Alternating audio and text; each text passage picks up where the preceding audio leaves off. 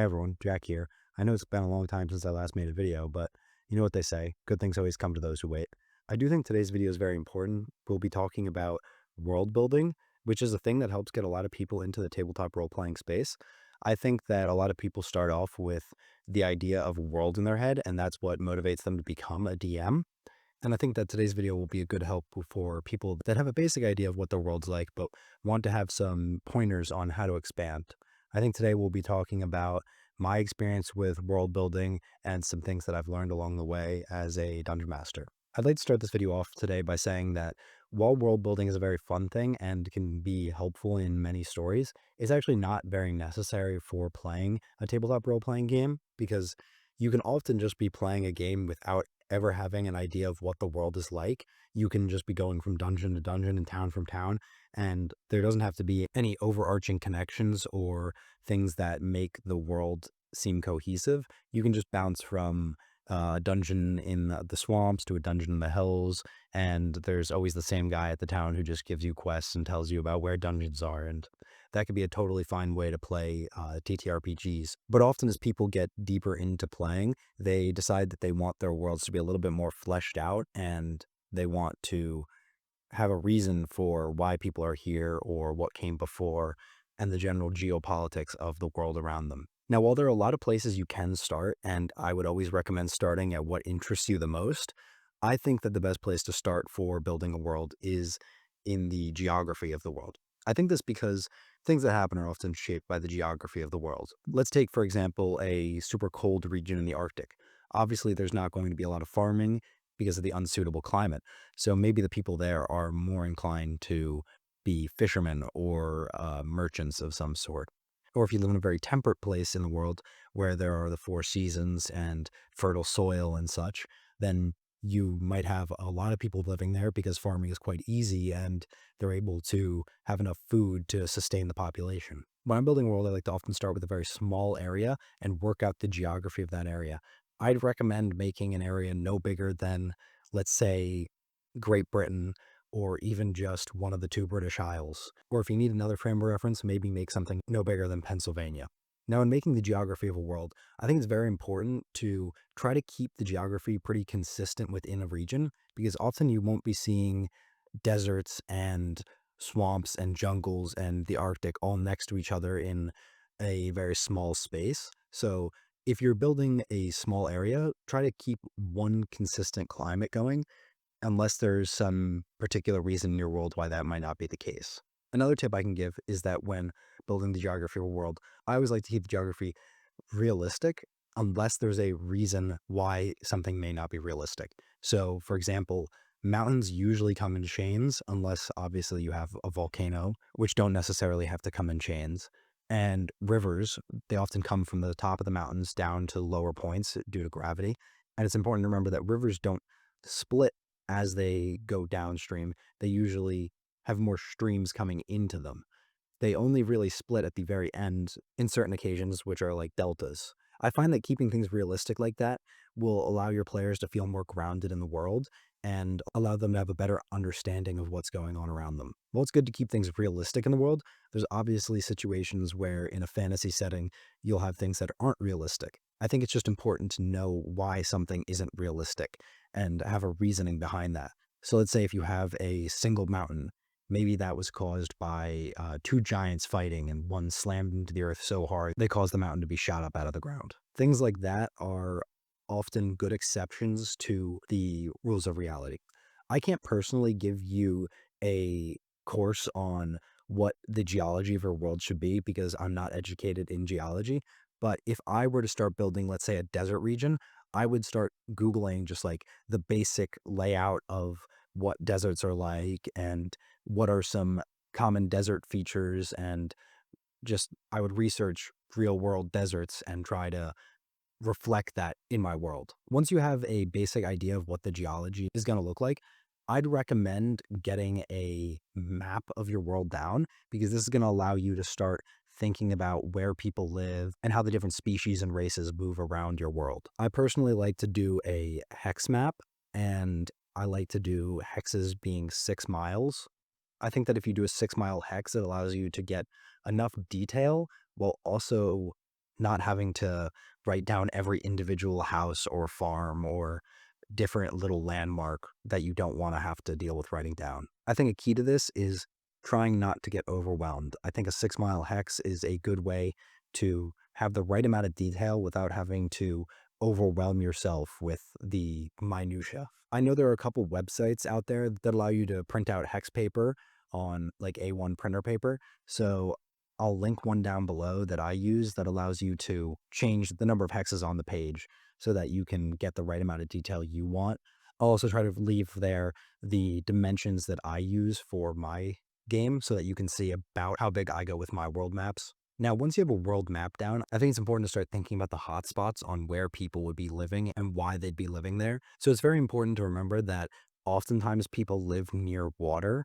So people aren't going to be living in an area where it's hard to access fresh, clean water because without that, they would die. So if you're trying to put down major cities, I'd recommend leaving them near water unless you have an in-world reason why they wouldn't be there or how they do get their fresh water if they're not near a source. Even major inland cities often have a river running through them. You can think of cities like Paris or Philadelphia, which appear inland on maps, but on further inspection, they actually have a river running through them or nearby to provide fresh water to the inhabitants. While in these modern cities, these rivers aren't often used for fresh water anymore, back in the time when most fantasy games would be set, you would see that rivers are being used for the city's main source of fresh water. Once you have a basic idea of where people might live, like near lakes or rivers, you might want to start thinking about what species live where. Such as in a typical fantasy setting, you might see dwarves in the mountains, humans in plains, elves in the woods, etc. So thinking about that might allow you to start planning if there are multiple different types of people around there. So if you have a plains that is underneath a chain of mountains, you might have interactions between humans and dwarves.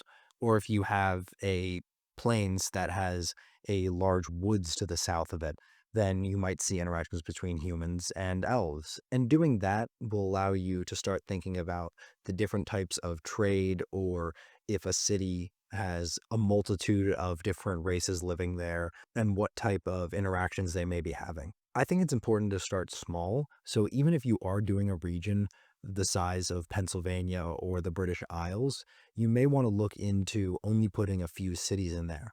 I know that the British Isles have many cities in them, many major cities too. But if you end up having to create many major cities in your small campaign setting, then you may be saddled with too much work. I'd recommend having your starting area be sparse, not only for yourself so that you don't get overwhelmed, but also for your players so that they have a lot of adventuring to do. Because in a highly civilized area, there isn't often low level adventures like clearing out goblin mines or fighting lowly bandits, because those kind of problems would be handled by a higher power if the area was very civilized.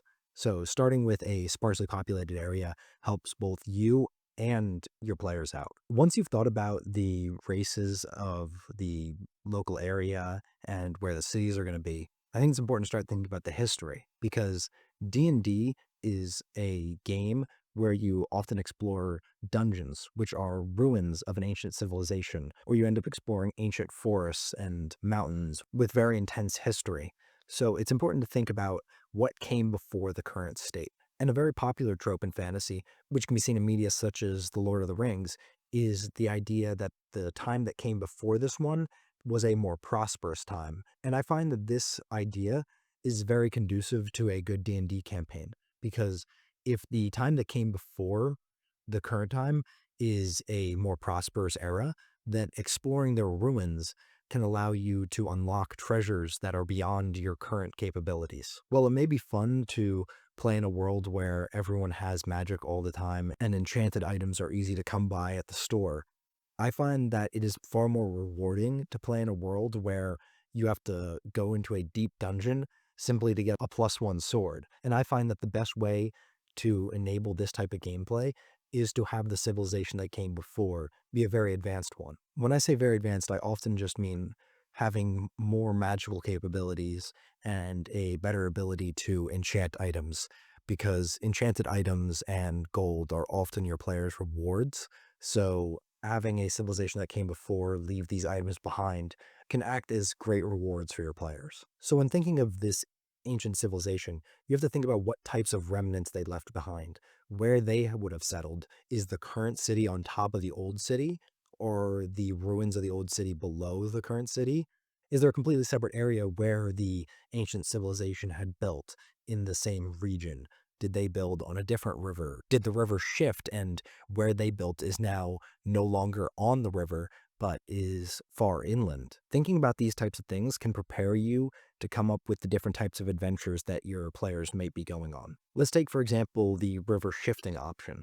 If there was an ancient civilization 1,000 years ago that had their main city on the same river that your player's starting town is on, but that river shifted, now maybe the ancient ruins of the city are in the woods not too far off. And this can allow the players to have to travel through the woods, make some encounters before they get to the dungeon that you want to start in the ancient ruins. Or possibly if the ancient civilization was more magically inclined, maybe they left behind things like obelisks or churches that have specific magical powers that can entice your party's wizards or clerics.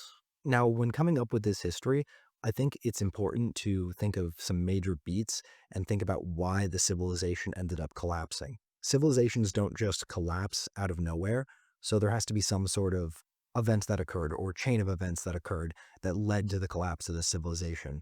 In TTRPGs, it's often easy to say that some magical reckoning happened and maybe the gods came down and smote the whole civilization. Or you can go with the more realistic approach where corruption or maybe outside forces played a role in the civilization's demise.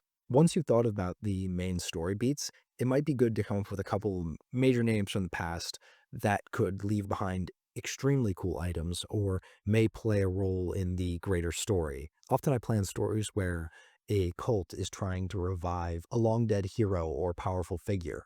Doing this entices the players to learn more about your world's history and allows them to want to actually start learning about all the work that you put into the world. I think that brings us to another key point. Players aren't going to investigate your world unless they're prompted to do so.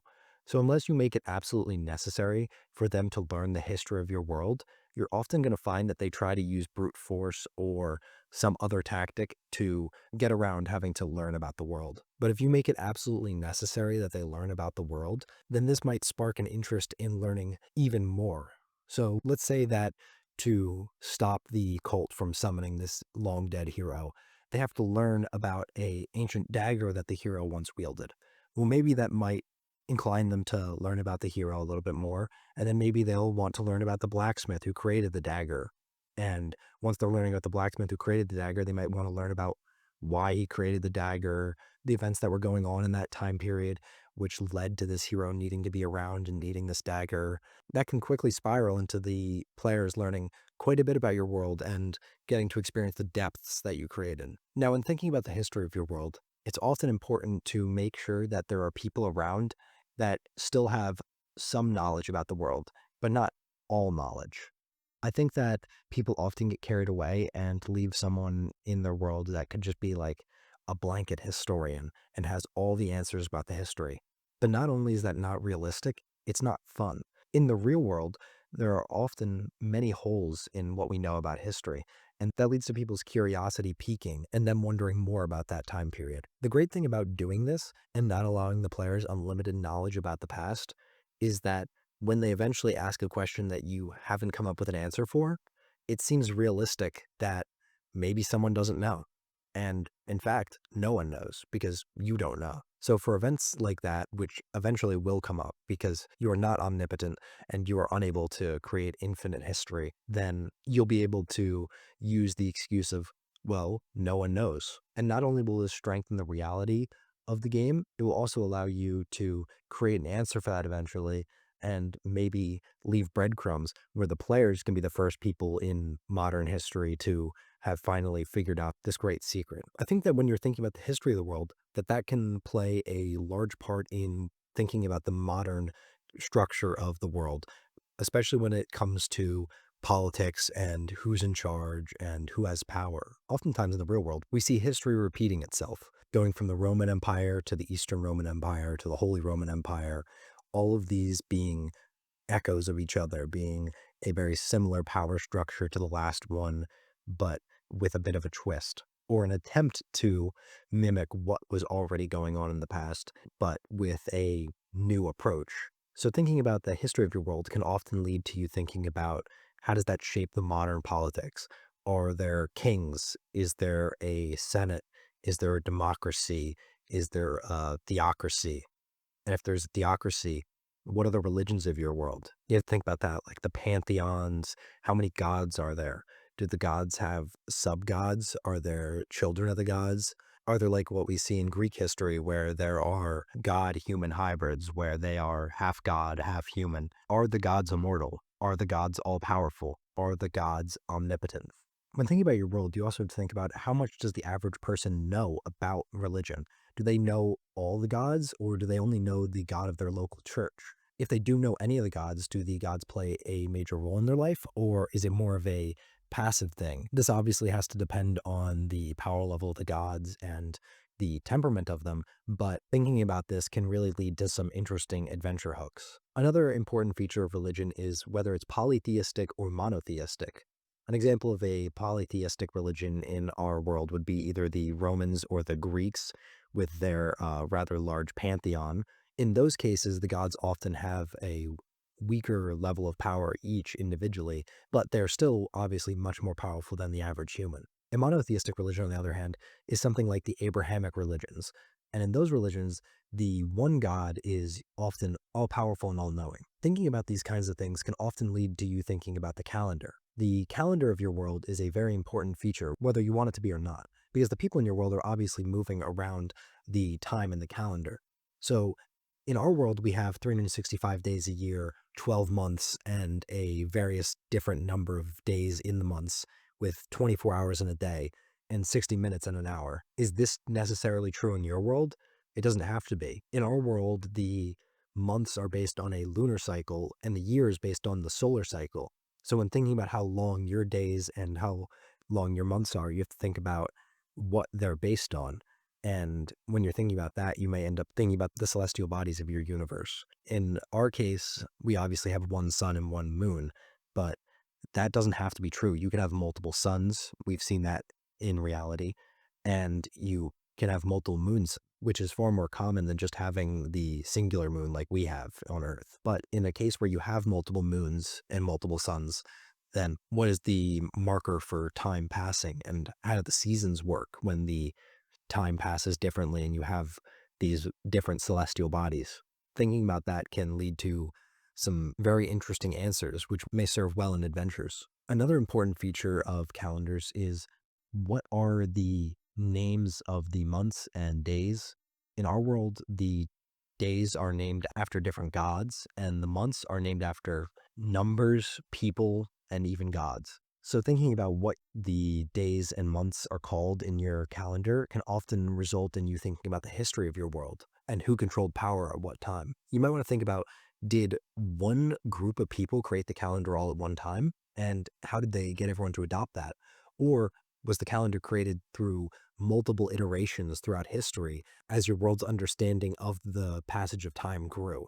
My last little thing about calendars is in the real world, there were some calendars that had days that didn't belong to months or even years. And I think that's a very interesting idea. Days that don't belong to any month could often be used for festivals or just for days that are so unimportant that they don't deserve to be tracked. When doing your world building, you want to think about how all these different things interact with one another and how the people of your world interact with that. I would think it would be odd if the dwarves had the same power structure as the humans, and it would be even odder if the elves and the dwarves shared a culture. So thinking about how these different little things influenced the species differently is very helpful. I think that once you've thought of these things and how they're interconnected, your world will almost come together. The adventure hooks will make themselves and the ideas will be flowing. Obviously, there's more we could be talking about. We could be talking about the economy of your world. We could talk about what makes your world unique and a whole bunch of other things. But I feel that those are up to you to create on your own. I feel that what I've shown you here today will get the ideas flowing in your brain, and you'll start having those ideas for what those other details should be. Before I go, I'd like to just restate a couple of the key points. I think that you should start with the geography of your world. Think about where people would live. Think about the history of your world, how that history impacts the current world, the calendar, maybe even the seasons, and how all of these things interact with each other and how each of the different races interact with these separate ideas. I really do hope this video has been helpful, and I hope that you hit the like button if you enjoyed watching this one, and the subscribe button to get notified when I make another video. Hopefully it will take me less than a year to make the next video, and if you have any questions or suggestions about what I should do next, just leave those in the comments. But it was good talking to you all. Hope you have a good rest of your day, month, and year. See you later.